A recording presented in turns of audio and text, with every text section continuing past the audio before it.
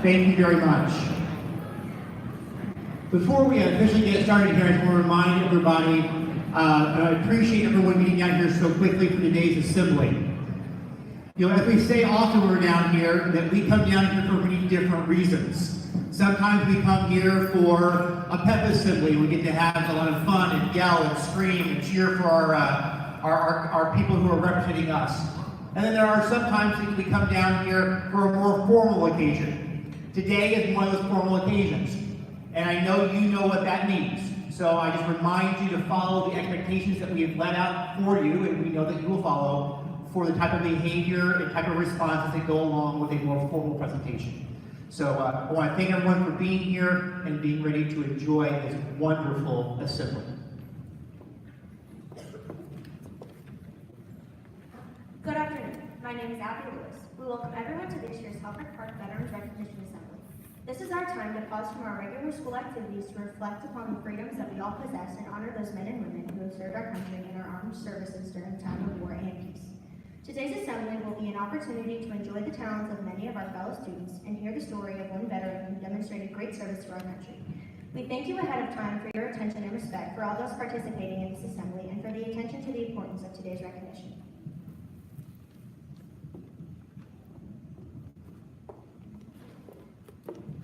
Good afternoon. My name is Trishelle Goodness. At this time, please stand for the Pledge of Allegiance and remain standing during the affirmation being played by Helfrich Park.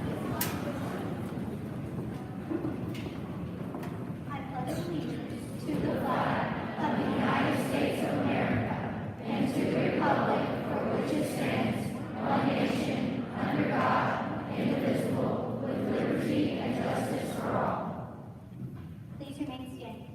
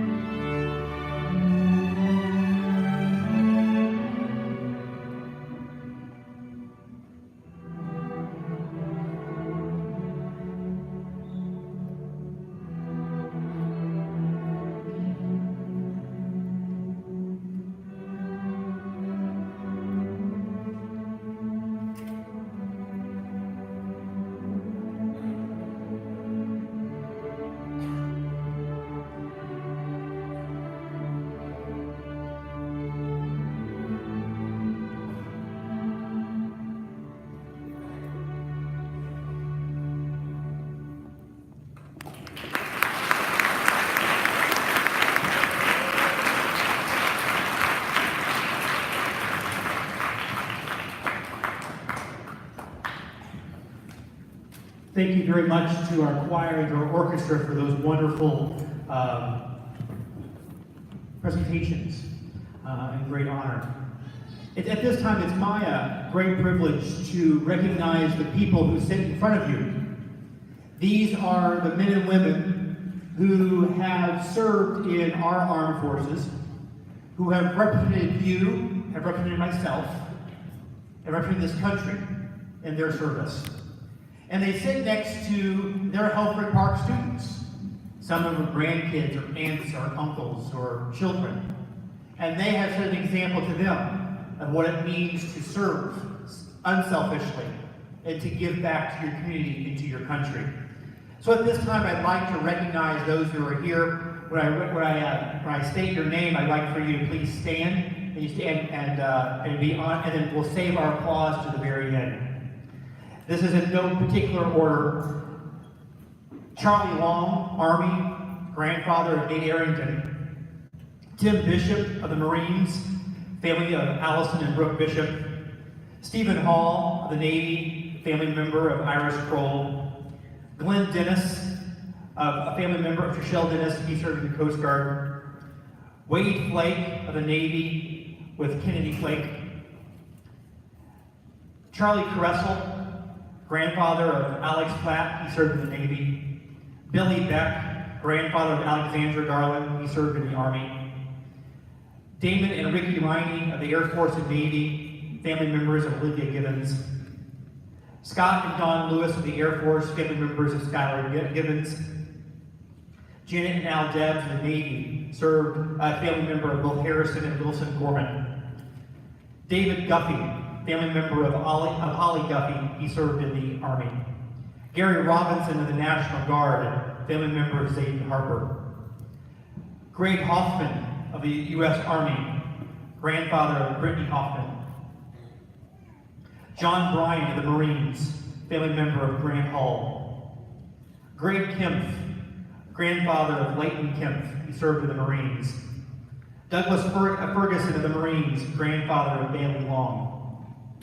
Eric McDaniel of the U.S. Army, family member of Morgan McDaniel. Ron Pritchett of the U.S. Army, family member of both Addison and Preston McDonald. Jared Meeks of the U.S. Navy, family member of Peyton Meeks. Stephen Meyer of the U.S. Army, family member of Evan and Cord Meyer and Tate Hogston. Michael Sheely of the U.S. Navy, grandfather of Nora Miller. Greg Moats, a U.S. Army, of the father of Garrett Moats. Jared Nation of the U.S. Army, family member of Alex Nation. And Mike Fortner, also the U.S. Army, family of Alexis Nation. Daryl Fetcher of the U.S. Navy, grandfather of Lila Payton and Colton Fetcher. Bernie Schaefer of the U.S. Air Force, family member of Jared Polikoff, as well as Tony Montgomery of the U.S. Marines, family member of Jared Polikoff. Doris Angel, representing the grandfather Samuel of the U.S. Marines, family member of Ivy Rose. Kenneth Parker, the U.S. Army, family member of Ava Sears. Blake Sergesketter of the U.S. Navy, family member of Elizabeth Sergesketter. Roxy Brody of the U.S. Air Force, family member of Jalen Summers. Thomas Apple of the U.S. Navy, grandfather of Anna and Ella Thomas. Jim Tucker of the U.S. Marines, grandfather of Travis Tucker. Chris and Shauna McGee of the U.S. Air Force, mother and father of Bryson and Janie Vines. Pat Manzi of the U.S. Army, grandfather of Kinsey Wheeler. Joyce Clapper of the U.S. Army, family member of Miller Mays. If there's anyone else I failed to recognize, if you would please stand at this time. I apologize. It looks like we got someone in the back row. Apologize there. If you said if I didn't recognize you, if you would please stand. And let's give a big round of Helfrich Park welcome to all of our veterans who do it with us.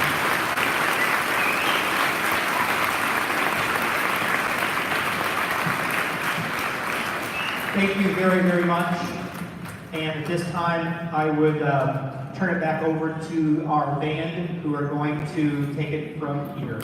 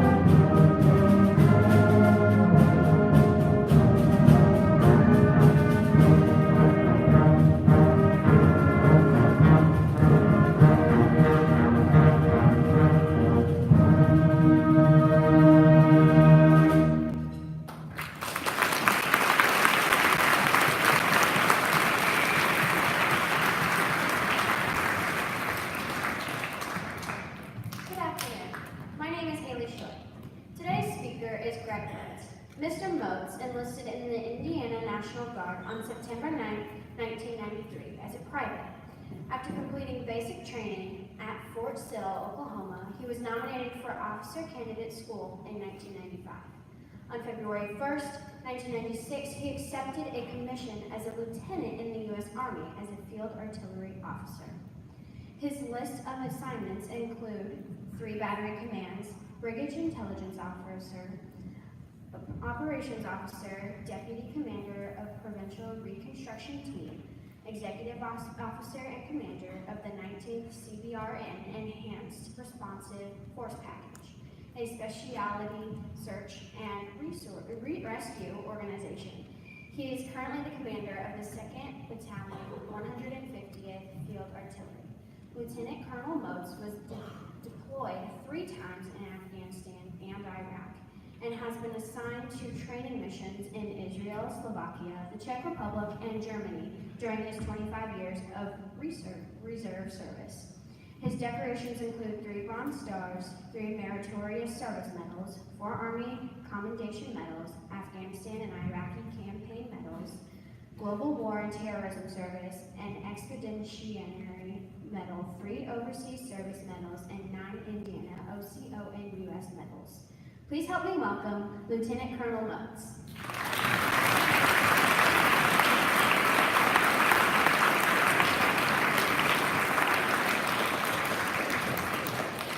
Thank you. It's good to always be here. Usually you see me a little differently. I'm usually in some sweatpants and covered in sweat and chasing the track of the cross-country team around.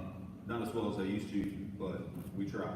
So, as we're here to recognize veterans on Veterans Day, what does that mean? On the 11th hour, the 11th month, the 11th day, 100 years ago, the Armistice Treaty of ending World War I was signed.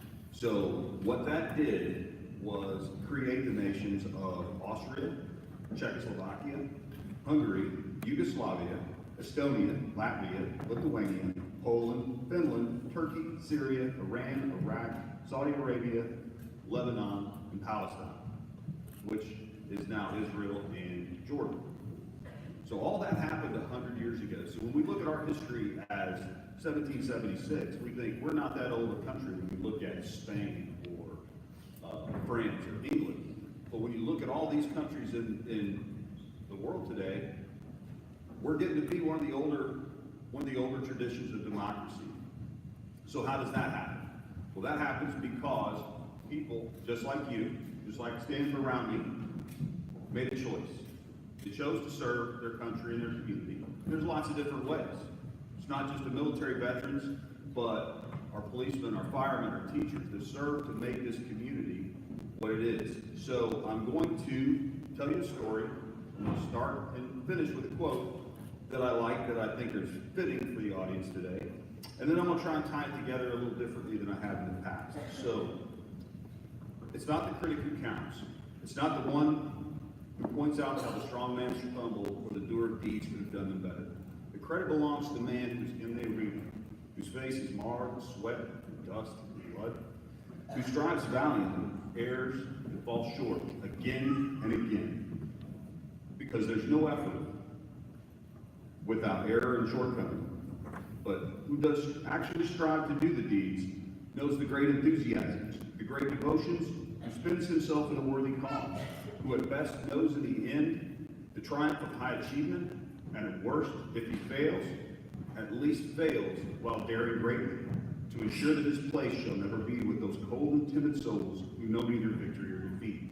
Teddy Roosevelt said that at the turn of the 18th century, before he was president, or while he was becoming president, I think. So, what does that mean?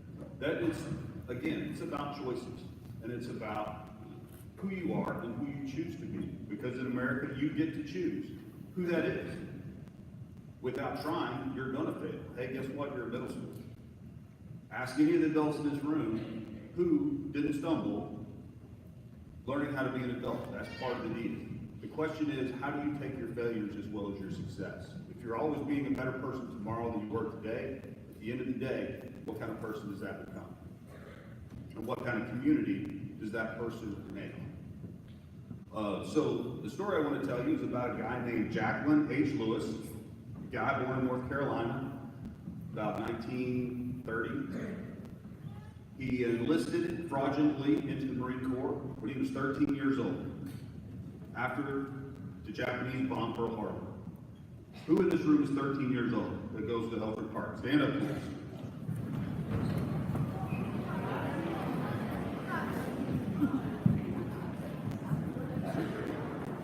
Or if you're 14, please stand up. Okay, so as I'm telling this story, look around. When I ask the question later, where do these people come from? Look around. He's 13 years old, he joins the Marine Corps.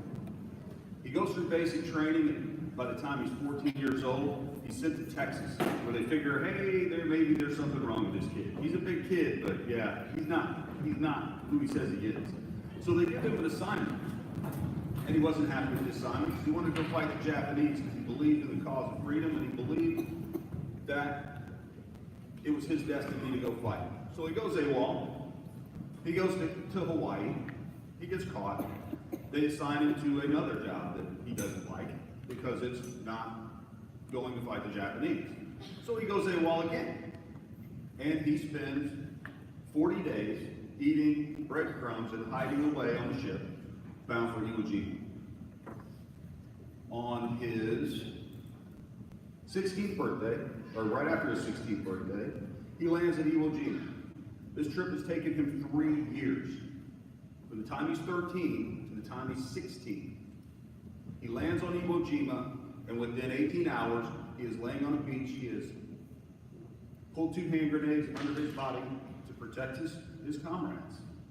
And he's laying dying on a beach, so he thinks. Well, that's not the end of the story. Unlike so many Medal of Honor recipients, his buddies come back. Not only is he still alive, he's conscious. After enduring 26 operations for shrapnel wounds to every major organ in his body, he returns home and is awarded the Congressional Medal of Honor at 17 years of age. He's the youngest Marine to ever receive the Congressional Medal of Honor. Because you're supposed to be 18 to enter the service, but that was a different time. So he goes along, he's got a nice business, he's making decent money for himself, but he comes up with a problem. You know, he starts to enter middle age, 40 years old, some of us can relate, and he's got this fear. He's afraid of heights. So what does this guy do? He enlists in the 82nd Airborne Division. He learns how, he's going to be an airborne paratrooper at 40 years of age. That's old to be a paratrooper. Most people quit that stuff about 35 because you just don't heal well anymore. So he gets through his airborne school and he's getting ready. He jumps out of the plane on his first attempt to get qualified as an airborne soldier and experiences a double chute catastrophic failure, which means he plummets to the earth out of an airplane at over 3,500 feet. That's more than half a mile. He falls to the earth, executes a combat role, and walks away. He completed his 4 years in the Army to become a double service veteran, and he died at the age of 80 in 2008. So now I'm going to ask you again, where does that kind of person come from? Where do you find such a person? And I will tell you, it's about your tribe. And that's not the tribe you were born in. That's not the tribe that you're bound by biology to. That's the tribe you choose. That's your friends. That's your community. That's the effort others give to you to make community. That's why it's important. So if I could have you all know these guys are veterans and girls. So if you have a family member who's a veteran, would you please stand up?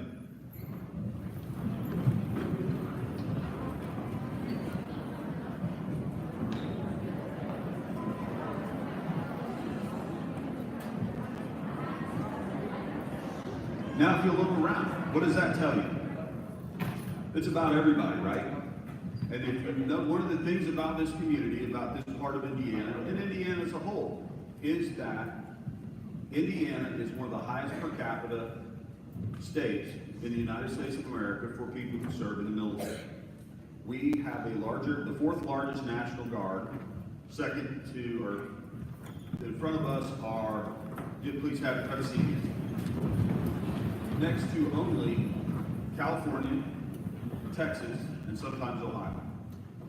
All of whose states have at least twice our population. We're 17th in population. We have the fourth largest veteran population. So that again goes to the community. That's why Indiana is the heartland. That's why this place where you belong is special. And this tribe of yours includes this building, this hall, this place where you are fortunate enough to have access to the greatest educational system in the history of the world. Where do people send their best and their brightest to be educated? To the United States to go to college. Why? Because it affords them access to the best in education and technology and technological advantage. It's simple. So that is where you get to choose. Where do you go? What do you do? Those are all choices that you get to make because we are living in a free country. And because of the sacrifice that the people behind me have made and the sacrifices that you will all make. As you grow, someday you will stand back here. When I'm not here, some of you will be here. And you'll be at this mic and you'll be speaking similar things to people just like you are now. So as we talk through the tribe thing, I want to finish with a quote from an Indian chief named Tecumseh. And he said, "So live your life that the fear of death never enter your heart. Trouble no one about their religion. Respect others in their view and demand that they respect yours. Love your life. Perfect your life. Beautify all things in your life. Seek to make your life long and its purpose to be the service of your people. Prepare a noble death song for the day when you go over the great divide. Always give a word or a sign or a salute of encouragement when meeting or passing a friend, even a stranger, when you're in a lonely place. When you arise in the morning, give thanks for the food and for the joy of living. Bow to none, show respect to all. If you see no reason for giving thanks, then the fault lies only in yourself. Abuse no one and nothing, for abuse turns wise men to fools and robs the spirit of its vision. And when it comes your time to die, be not like those whose hearts are filled with the fear of death, so that when their time comes, they weep and pray for more time to live their life in a different way over again.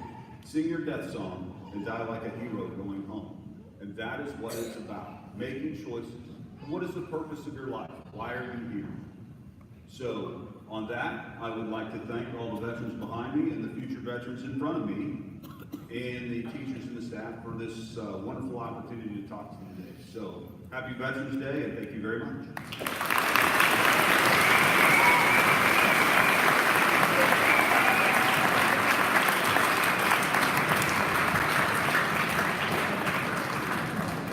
Thank you, Mr. Rhodes. At this time, the Helfrich Park Choir will now sing God Bless America, and during the playing, we will recognize the specific branches of service. Veterans, when you hear your branch named, please stand.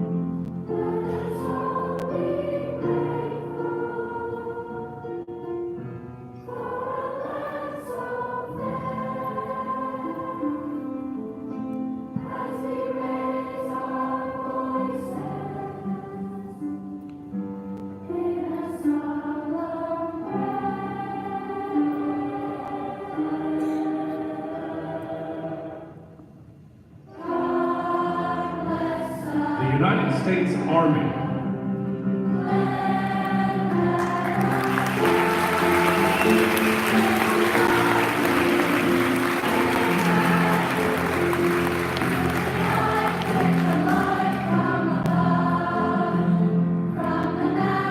The United States Navy.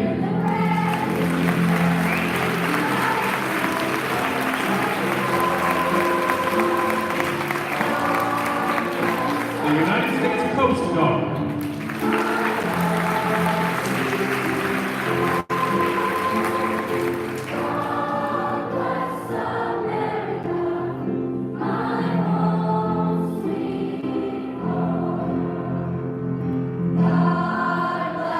The United States Marines.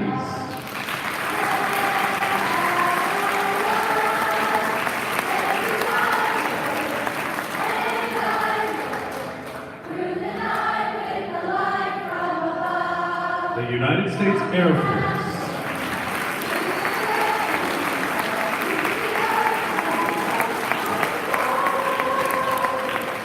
And our National Guard.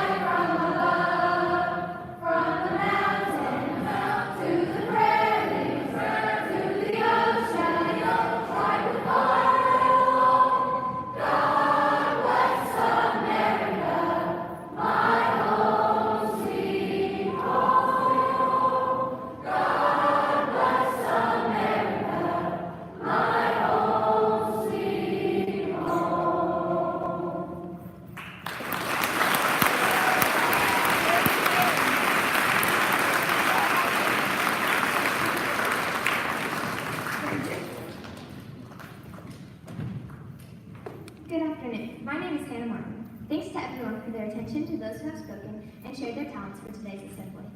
Today's assembly may be one of the most important things that we will do this year. It is very important for us to thank those who do things for us. It is the service provided by those who we recognize today that allow us to have the privileges that we have. Let us not forget the responsibility that comes with that freedom. After the playing of taps by the Helfrich Park Trumpet Ensemble, Dr. Herron will dismiss each grade level to return to their 9th period class. Our honored veterans will be dismissed last. Please feel free to thank them for being here today and thank them for their service to our country.